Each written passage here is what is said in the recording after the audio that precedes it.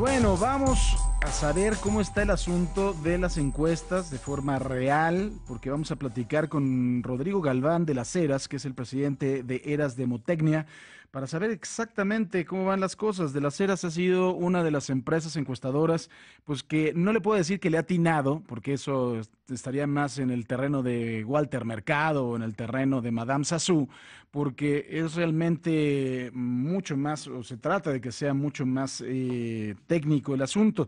Recordamos siempre, lo hemos dicho, que finalmente pues tiene que ver las encuestas con la fotografía de un momento, pero también hemos caído en el asunto de que las encuestas son también una estrategia electoral para decir que uno va adelante y de alguna forma desanimar a los rivales. Por eso saludo con gusto a Rodrigo Galván de las Heras, presidente de las Heras Demotecnia. Rodrigo, ¿cómo estás? Buenas tardes. Muy bien, muchísimas gracias. Excelente introducción de las encuestas. Muchas gracias. Te lo agradezco, Rodrigo. Cuéntame un poquito, ¿qué trabajo han hecho en el Estado de México? Dame un panorama, una radiografía del trabajo que han hecho en el Estado de México al momento. Mira, hemos estado haciendo dos tipos de trabajos. El primero es un tracking telefónico, que es el que se publicó ayer en nuestra página, y luego hemos estado midiendo en vivienda. Por cierto, te informo que se publicará mañana o pasado la encuesta en vivienda, pero bueno, de lo que vamos a hablar es un tracking telefónico en donde se miden tendencias simplemente, ¿no? Uh-huh. Ese tracking telefónico, ¿qué implica? O sea, ¿cuáles son las preguntas o los reactivos que le hacen a la gente? Hacemos muchos. Mira, claro, por teléfono, como tú bien sabes, la gente no aguanta mucho, entonces tenemos que ser muy concretos y preguntamos si hoy fueran las elecciones, usted por quién votaría, cuál le parece que ha sido la mejor campaña, con qué partido se identifica más. Son una serie de reactivos que nos permiten tener un escenario, mezclándolos todos, un escenario que es el que todos conocemos en porcentajes, que nos dice quién va arriba y quién va abajo hasta el momento. Ahora, cuando empiezan las campañas, ¿cuál era la fotografía, Rodrigo?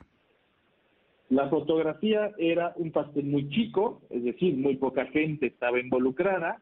Teníamos el partido con el ejército más grande, que era el PRI, o que es el PRI con el ejército más grande, digamos, estaba por encima de las preferencias, y teníamos panistas y gente de PRD y de izquierda con Morena, que empezaban a conocer a sus candidatos. Empezó con el PRI muy arriba.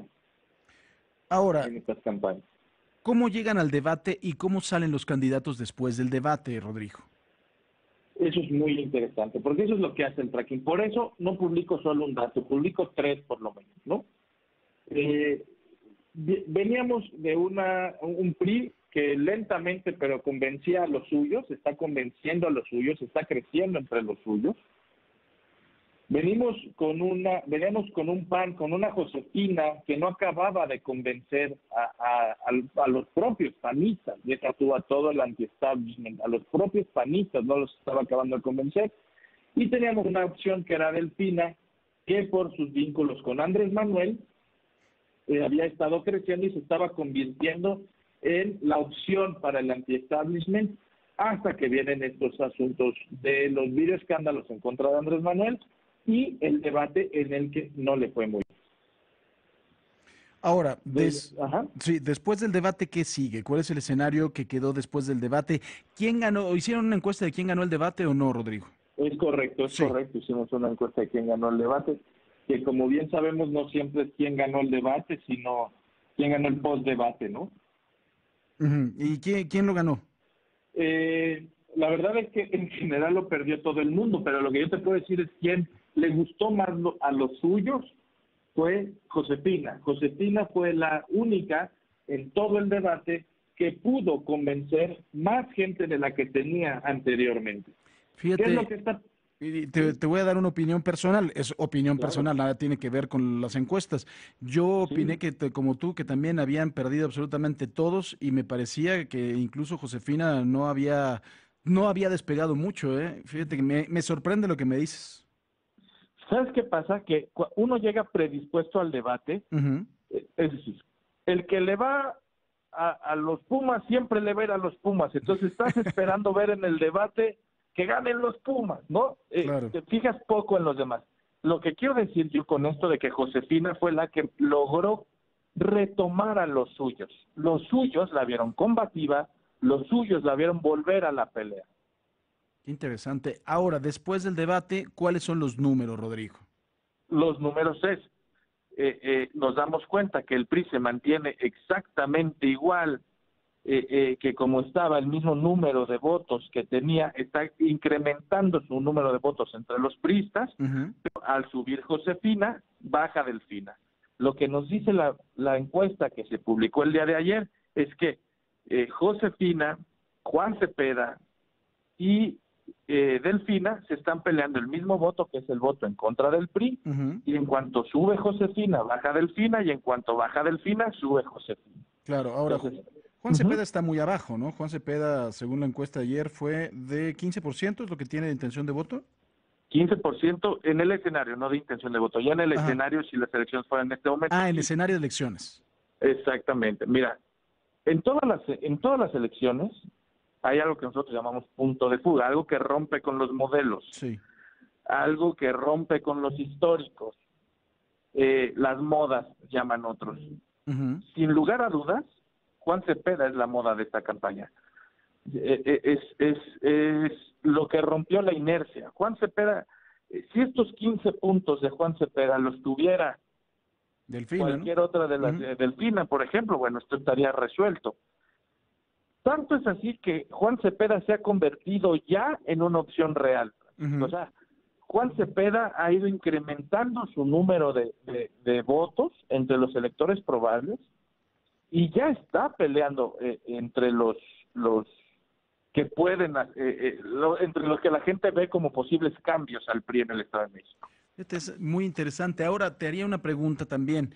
¿Esta elección cómo se va a resolver? O sea, yo sé que ahí sí vas a tener que poner un poquito de adivinación, pero ¿cómo se va a resolver esta elección? Porque va a ser con el voto anti-PRI, va a ser con un acuerdo, porque hoy Juan Cepeda decía que de ninguna manera va a declinar en favor de otra opción de izquierda, o sea, evidentemente está diciendo no voy a declinar en favor de Delfina, o se va a resolver con los indecisos en este momento. ¿Cómo se va a resolver esta elección? Mira, más que por adivinar, por experiencia y por lo que he estado midiendo, yo creo que el PRI va a seguir incrementando convenciendo a los suyos, que es lo único que le importa, de ahí la campaña como la vemos, pero yo sí veo que están muy cerca Josefina y Delfina, y yo sí veo que las dos, incluso Juan Cepeda, si sigue con este ritmo ascendente, uno de ellos tres puede llegar hacia el final de la elección siendo el que representa el cambio del PRI. Es decir, estando tan cerca del PRI a 5 puntos en estos momentos, cualquiera de los tres tiene oportunidad todavía de ser el que traiga el cambio en el Estado de México. Entonces yo veo una elección en el que se van a pelear el mismo voto entre tres y que la estabilidad del voto del PRI se va a mantener. No veo que se caiga ninguna de las otras fuerzas, por lo tanto yo veo una elección mucho más cerrada en lo que la historia del Edomex nos lo ha platicado, pero yo veo una historia en donde el PRI queda arriba. ¿Hay condiciones para que el voto de alguno de los candidatos que están cerca de Alfredo del Mazo pueda pasar a otro de los candidatos? ¿Hay ese escenario? Sí hay condiciones. Sí, por supuesto. Eso es algo que además hemos visto en los últimos años que pasa recurrentemente. Vimos panistas que votaron por el Bronco, vimos priistas que votaron por Corral. Entonces, sí, por supuesto que hay condiciones para darlas. O sea, en el más estricto léxico operístico, esto no termina hasta que canta la gorda y no ha cantado. Eso es al final. Al final hay competencia en el Edomex. Esa es la nota. La nota es que después de muchos años hay competencia en el Edomex. ¿Cómo vaya a terminar?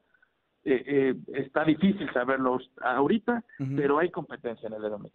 Pues Rodrigo Galván de las Heras, presidente de las Heras de Demotecnia, te agradezco mucho esta explicación. Al contrario. Buena para nosotros con peras y con manzanas, te lo agradezco mucho. Esto es órdenes. Gracias, Rodrigo. Rodrigo Galván de las Heras, presidente de las Heras de Demotecnia. Así que la moneda está en el aire, esto no termina hasta que canta la gorda, o como dirían en el béisbol, esto no se acaba hasta que se acaba.